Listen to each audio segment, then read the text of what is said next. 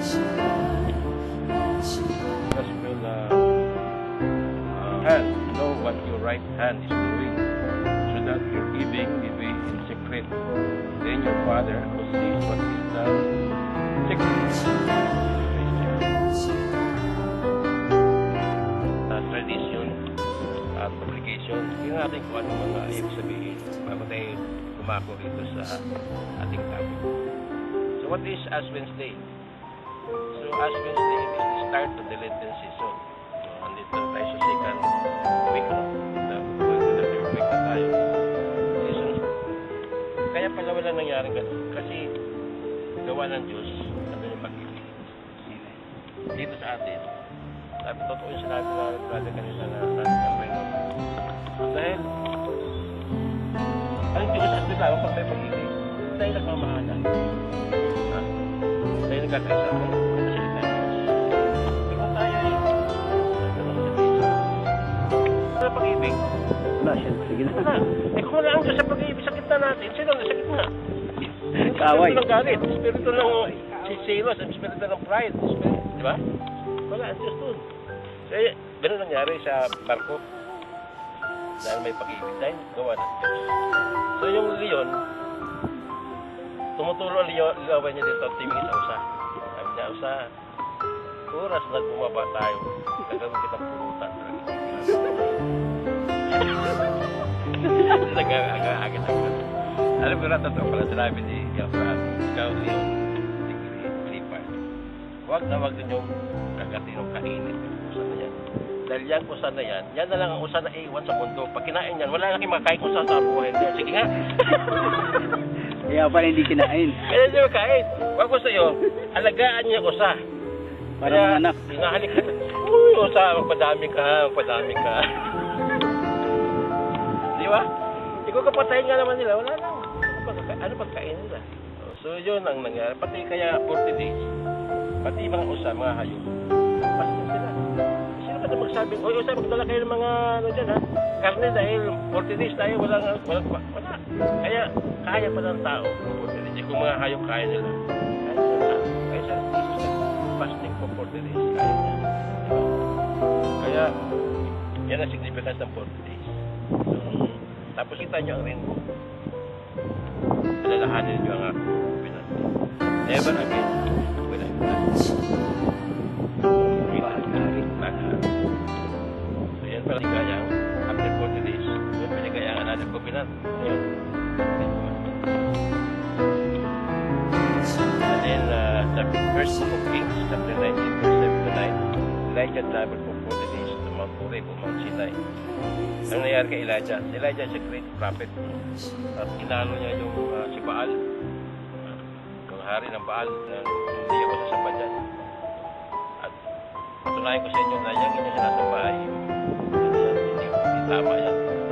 So, nagkaroon ng petition. So, sabi ni Elijah, susunugin ng Panginoon yan. Nagkaulat ko yung susunog na yung istorya ng isang mayaman na nagbibigay siya out of his says give everything to God.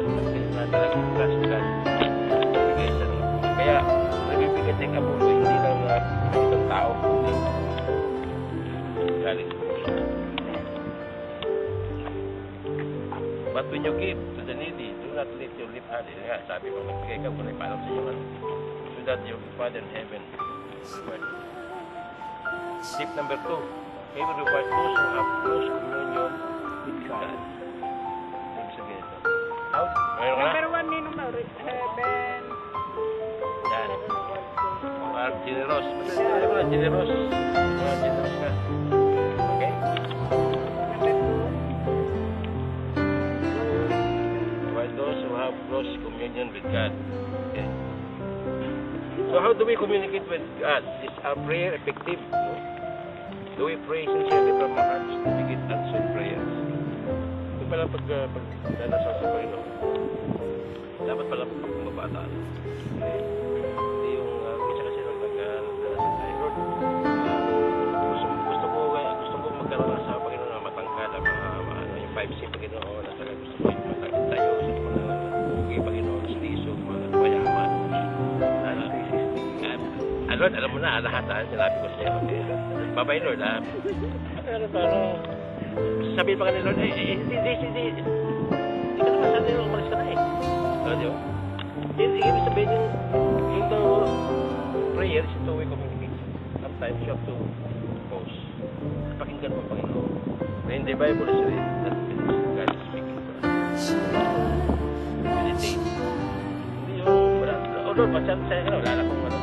Kung pagka na rosaryo, sabihin na, our Father, kasi tsaka na Lord, wala. Sabi nga, magdasal ang sa kwarto. In which the whole being and its fire the world with the fire of hell. Nobody, however, can control the tongue. It is an untiring whip full of deadly poison. We use it to bless God, our Father, and also to curse those made in God's likeness. From the same mouth come both blessing and curse.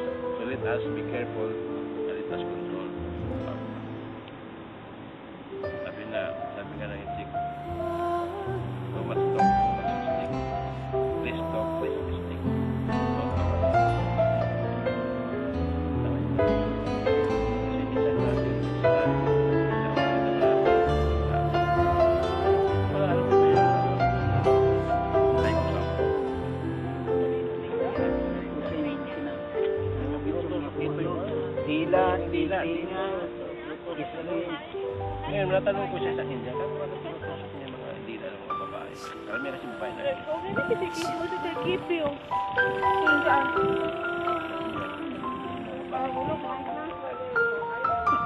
ko lang gusto ang mga tanong dahil bakit nagtutusok mo hindi na ng babae.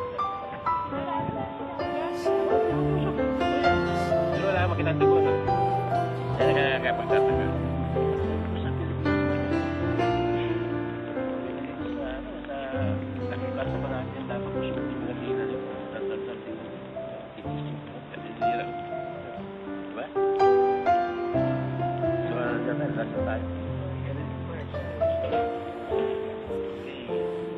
Those who earnestly seek God. To seek God is to know more about Him and to have close intimacy with Him.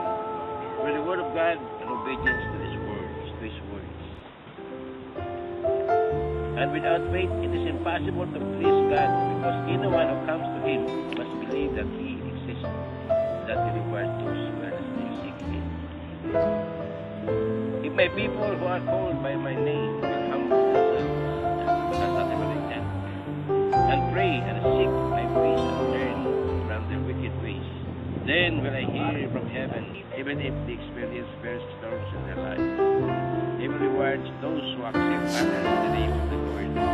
He will reward those who speak gently. He will reward those who speak gently. He will reward. Alright.